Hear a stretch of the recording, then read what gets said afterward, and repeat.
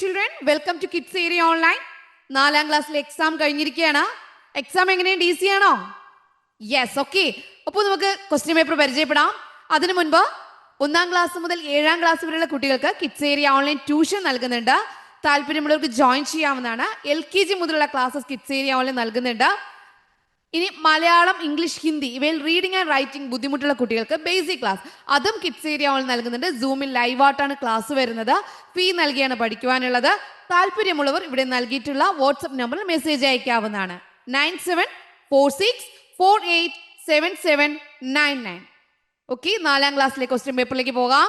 2024-2025 Malayalam question paper നോക്കിയാലോ. ആദ്യത്തെ പ്രവർത്തനം നിർബന്ധമായിട്ട് ഉത്തരം എഴുതാനുള്ളതാണ്.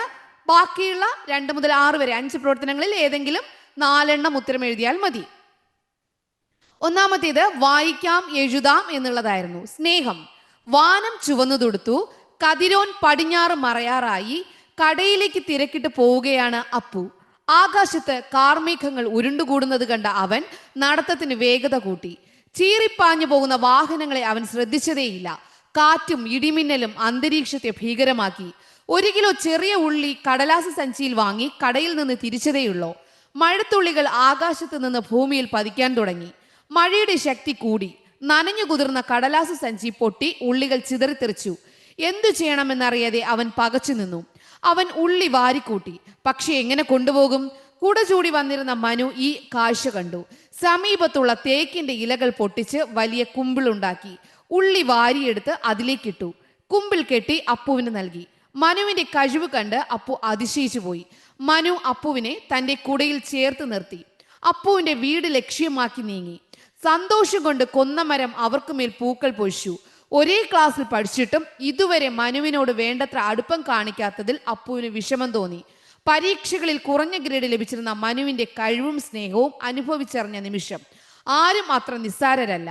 ഓരോരുത്തർക്കും മറ്റുള്ളവരെ എന്തെങ്കിലും പഠിപ്പിക്കാനാകും, അവൻ ഓർത്തു. അപ്പോൾ കതിരോൻ എന്ന് പറഞ്ഞാൽ സൂര്യനാണെന്നാണ് അർത്ഥം. ഇല പൊട്ടിക്കുക എന്നാൽ ഇല അടർത്തിയെടുക്കുക എന്നാണ്. കഥ വായിച്ചല്ലോ. താഴെ തന്നിരിക്കുന്ന ചോദ്യങ്ങൾക്ക് ഏറ്റവും യോജിച്ച ഉത്തരം തിരഞ്ഞെടുത്തെഴുതൂ. ഒന്നാമത്തെ ചോദ്യം, കഥയിൽ സന്ധ്യാസമയമായി എന്ന് സൂചിപ്പിക്കുന്ന വാക്യം ഏത്? എന്തായിരുന്നു? വാനം ചുവന്നു തൊടുത്തു, ആകാശത്ത് കാർമേഘങ്ങൾ ഉരുണ്ടുകൂടുന്നു, കതിരോൻ പടിഞ്ഞാറ് മറയാറായി, പ്രഭാതരശ്മികൾ ഭൂമിയെ തലോടി. ഏതായിരുന്നു ശരി ഉത്തരം? കതിരോൻ പടിഞ്ഞാറ് മറയാറായി, അത് സൂര്യൻ മറയാറായി, അതായിരുന്നു ശരി ഉത്തരം. ഓക്കെ, എല്ലാവരും അത് തന്നെയാണല്ലോ എഴുതിയിട്ടുള്ളത്. രണ്ടാമത്തെ ചോദ്യം, കഥയിൽ ആകാശത്തിന് പകരം ഉപയോഗിച്ച പദം ഏത്? കതിരോൻ, അന്തരീക്ഷം, മാനം, വാനം. ഏതായിരുന്നു ശരി ഉത്തരം? ഡി, വാനമായിരുന്നു ശരി ഉത്തരം. മൂന്നാമത്തെ ചോദ്യം, മനു അപ്പുവിനെ സഹായിച്ചതെങ്ങനെ? തേക്കിലക്കുമ്പിളിൽ ഉള്ളി പൊതിഞ്ഞു നൽകി, കുടയിൽ ചേർത്ത് നിർത്തി വീട്ടിലെത്തിച്ചു. ഇലക്കുമ്പിൾ ഉണ്ടാക്കി നൽകി, വീട്ടിലെത്തിച്ചു, കുട പിടിച്ചു കൊടുത്തു. ഏതാണ് ശരി ഉത്തരം? Option A. എല്ലാം ചെയ്തു അല്ലേ?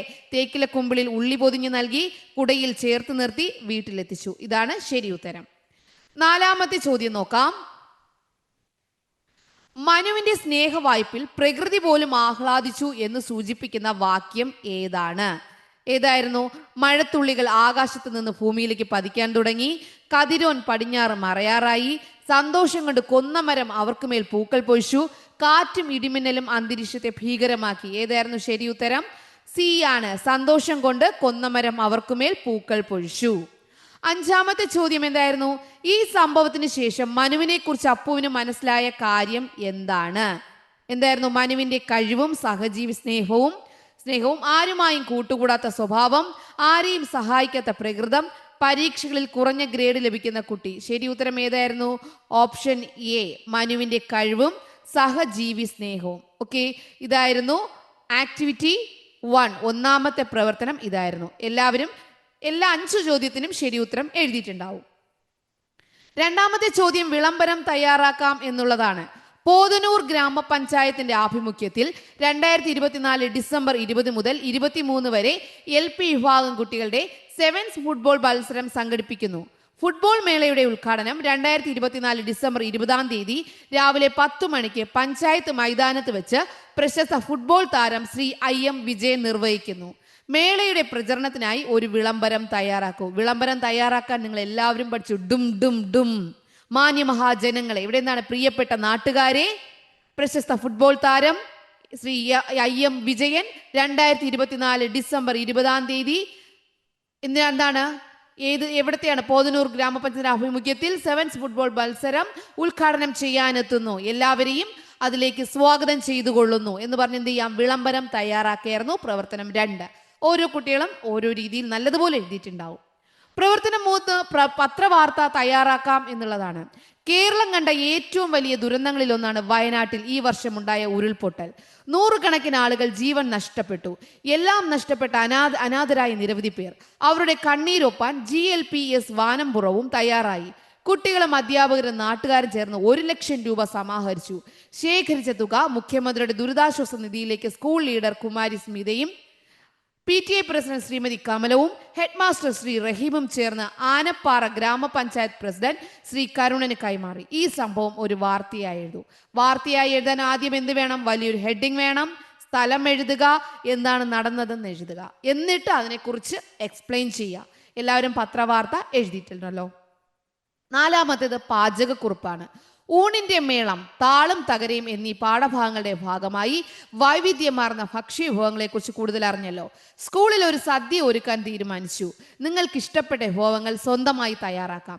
തയ്യാറാക്കുന്ന ഒരു വിഭവത്തിന്റെ പാചകക്കുറിപ്പ് എഴുതും. ഇതെല്ലാവരും ഒരു വിഭവം പഠിച്ചിട്ടായിരിക്കും പോയിട്ടുണ്ടാവുക. കാരണം ഇമ്പോർട്ടൻ്റ് ആയതുകൊണ്ട് നിങ്ങൾ പഠിച്ചിട്ട് തന്നെയാണ് പോയിട്ടുണ്ടാവുക.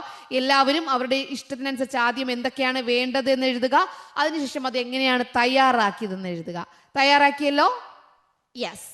5-മത്തേത് വർണ്ണന തയ്യാറാക്കാം. ഇതും നിങ്ങൾ പഠിച്ചിട്ടായിരിക്കും പോയിട്ടുണ്ടാവുക. നമ്മുടെ പ്രകൃതി ഭംഗി വർണ്ണിച്ചെഴുതൂ എന്നതാണ്. എന്താണ് ഇവിടെ ഫസ്റ്റ് നൽകിയിട്ടുണ്ട്? വർണ്ണന തയ്യാറാക്കാം. പാടും പുഴകളും തോടും മോടികൂടും മലരണിക്കാടും നീളെ കളകളം പാടും കാട്ടുചോലയും മാമണിമേടും വെള്ളിയരഞ്ഞാണുപോലെ ചുറ്റും തുള്ളിക്കളിക്കും കടലും. നിങ്ങളിത് എവിടെയോ പഠിച്ചിട്ടില്ലേ? യെസ്, പഠിച്ചിട്ടുണ്ടല്ലേ? ഓക്കെ. അപ്പോൾ ഇതിന്റെ എന്താണ്? എൻ്റെ കേരളം എന്ന ഗോപാലകൃഷ്ണൻ കോളേജിയുടെ ഒരു കവിതയാണ്. അതാണ് നിങ്ങൾ പഠിച്ചതാണ്, മുകളിൽ കൊടുത്തിട്ടുണ്ട്. 2ാം ക്ലാസ്സിൽ പഠിച്ചില്ലേ? എത്ര സുന്ദരമായ കാഴ്ചകളാണ് നമ്മുടെ നാട്ടിലുള്ളത്. കേരളത്തിന്റെ പ്രകൃതി ഭംഗി വർണ്ണിച്ചെഴുതൂ. നമ്മുടെ എന്താണ്? മലനിരകൾ, ഉദിച്ചുയരുന്ന സൂര്യൻ, കേരങ്ങൾ നിറഞ്ഞ നാട്, മാനും പുലിയും സിംഹവും നിറഞ്ഞ കാട്, ഇതെല്ലാം എന്താണ്? പുഴകൾ, തോടുകൾ, അതെല്ലാം വർണ്ണിച്ച് നിങ്ങൾ എഴുതുക എന്നുള്ളതായിരുന്നു. ഈ കേരളത്തിന്റെ പ്രകൃതി ഭംഗി വർണ്ണിച്ചെഴുതൂ എന്നുള്ളതായിരുന്നു എന്താ? പ്രവർത്തനം 5. ഏറ്റവും ലാസ്റ്റ് പ്രവർത്തനം 6, ആസ്വാദനക്കുറിപ്പ് തയ്യാറാക്കാം. കാക്കകളുടെ കണക്കെടുപ്പ്. അക്ബർ രാജാവും ബീർബലും.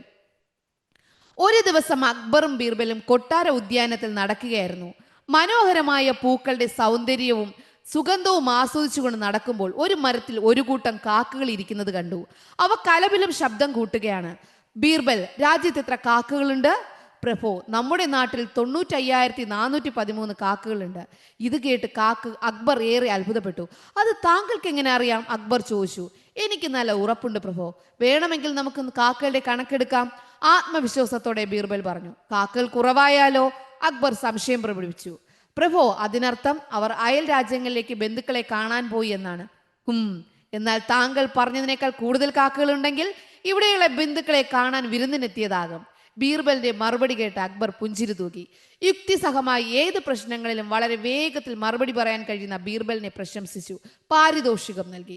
രസകരമായ ഈ കഥയ്ക്ക് ആസ്വാദനക്കുറിപ്പ് എഴുതൂ. ഓക്കെ.